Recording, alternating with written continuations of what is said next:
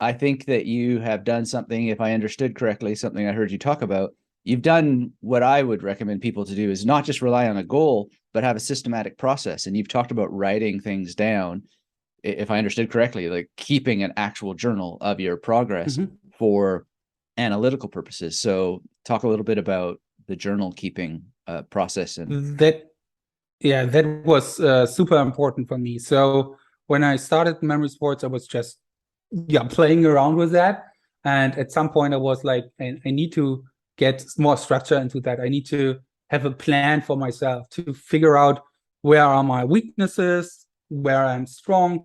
And then I was actually doing just having an Excel sheet and writing everything down what I needed. So which discipline I trained today, what was my score, what were issues, which memory palace I was using, in which location I might have trouble. So, and if that appears again and again, and maybe I have to change the location. So reflection is so crucial if you want to become better at something, because you can do the same thing over and over again, but if you don't reflect on the outcome, then it doesn't help you. So that was very detailed, and after 1 week I was taking a deeper look into it. I was okay, I did that and that and this. Okay, this looks good right now, but there's a bigger problem. Okay, next week I will focus on this specific topic a bit more, or I have to test something.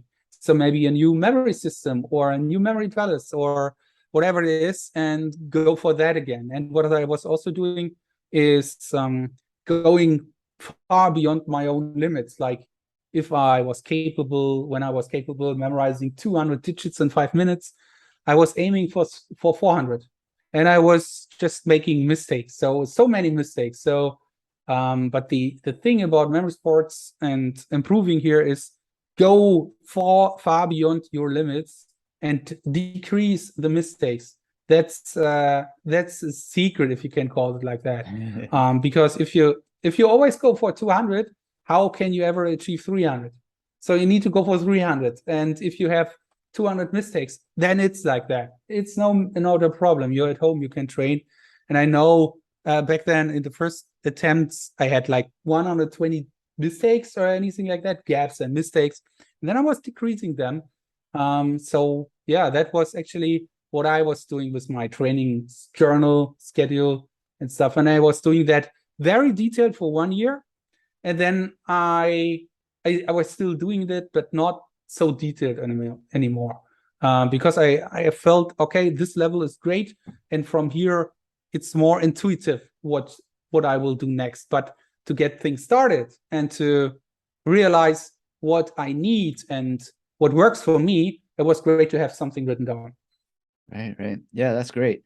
So that's interesting that, you need it less and less. Is that because you develop sort of like a metacognitive skill where you just kind of do it mentally as opposed to needing to visualize it for yourself? Or yeah, maybe like if you would train meditation, maybe in the beginning you might need some audio which helps you going through the process, calm down, sit, breathe, things like that.